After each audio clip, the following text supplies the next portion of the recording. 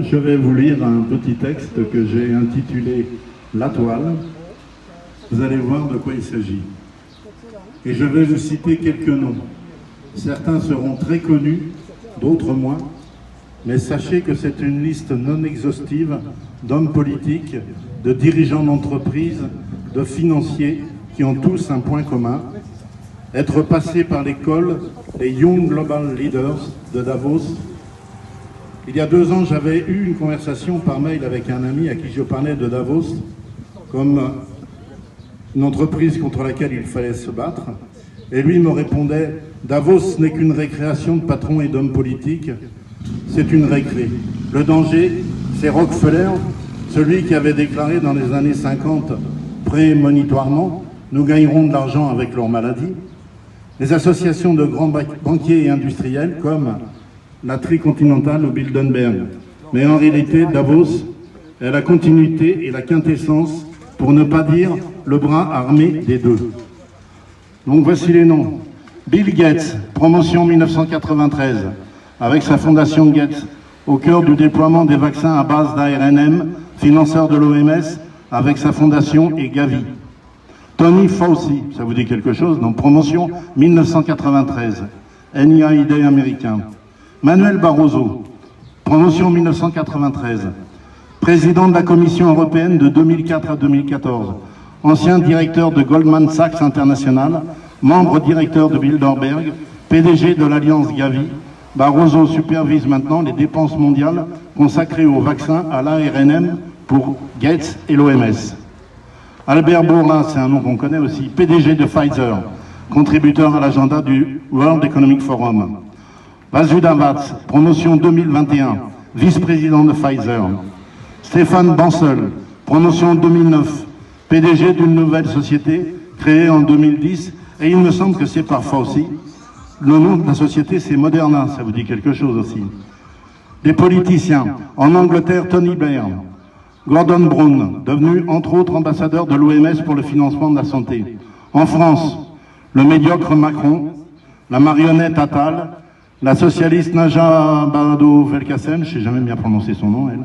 En Allemagne, Angela Merkel, chancelière, remplacée par Olaf Scholz, l'ancien ministre de la Santé allemand Jens Spahn, promo 2012, la leader des Verts allemands Annela Baerbock, l'ancien lobbyiste de l'industrie pharmaceutique, ainsi que l'ancien chef du parti Vert allemand, Cem Özdemir, ministre de l'Agriculture.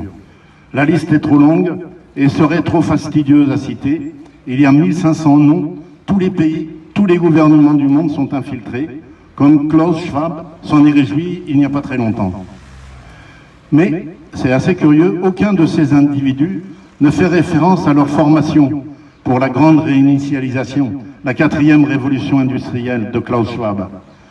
Si tout le monde sait que Macron a raté le concours d'entrée à l'école normale supérieure et qu'il a été secrétaire bidon de Paul Ricoeur, où est mentionné dans son CV son passage avec succès à l'école de Davos des Young Global Leaders. Ils avancent masqués. D'ailleurs, les masques, ça les connaît, on l'a vu. Mais ils avancent avec sous leur masque toute la panoplie, tous les projets délétères de Schwab, leur mentor, et de Davos, projet antidémocratique et fasciste.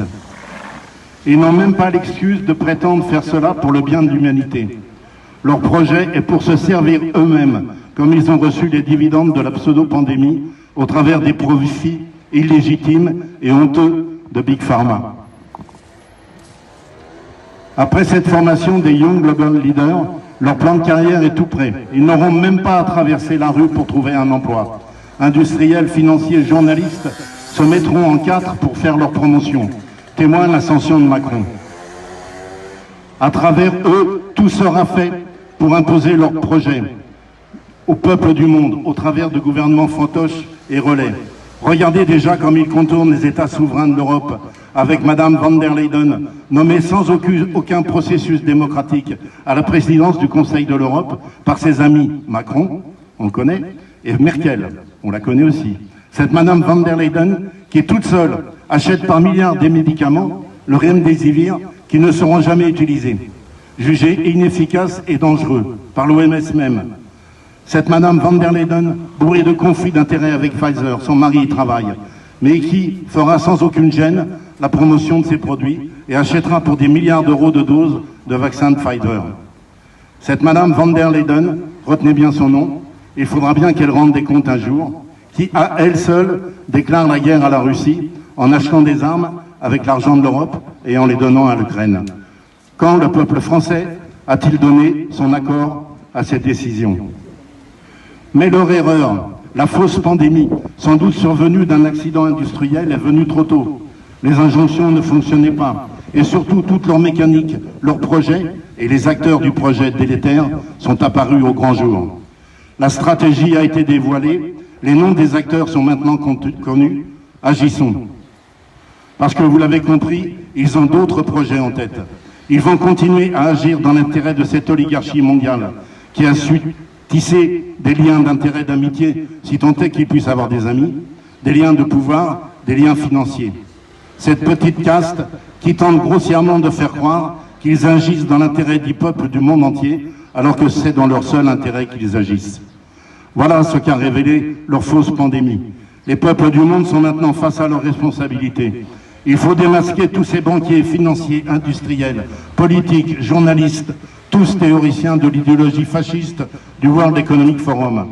Il faut faire une révolution démocratique mondiale, car la 4e révolution ne sera pas celle des théoriciens de Schwab.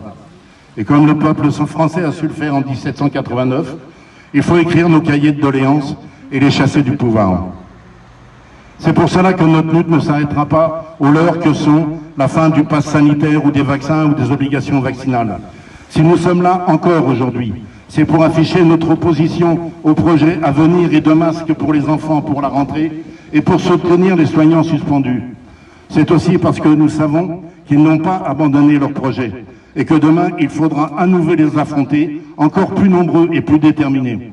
Nous sommes là, même si nous sommes moins nombreux en ce moment, et c'est bien compréhensible que nous l'avons été, dans la continuité d'une lutte qui ne s'arrêtera pas aujourd'hui. Pour revenir sur les soignants suspendus, j'aurais voulu rajouter quelque chose. On a oublié de dire une chose, c'est que ces médecins, ces infirmiers, tous ces cadres de santé qui ont été formés dans nos écoles, avec des professeurs qui ont été payés avec nos impôts, dans des bâtiments qui ont été payés avec nos impôts. Tous ces gens-là, on les a retirés de leurs compétences, alors que c'est nous qui les avons formés. Et c'est d'autant plus scandaleux que, comme je le disais la semaine dernière, Macron cherche à privatiser la médecine, à privatiser l'hôpital, et il le privatise tellement bien que les médecins qui ont été suspendus, les infirmiers, le personnel soignant qui a été suspendu, beaucoup ne veulent plus revenir. Et pire, quel avenir pour un étudiant d'aller faire des études de médecine si c'est pour, à la prochaine pandémie, être obligé de se faire vacciner? Ils empêchent même les gens d'aller dans les écoles pour devenir des soignants. C'est très grave ce qui se passe.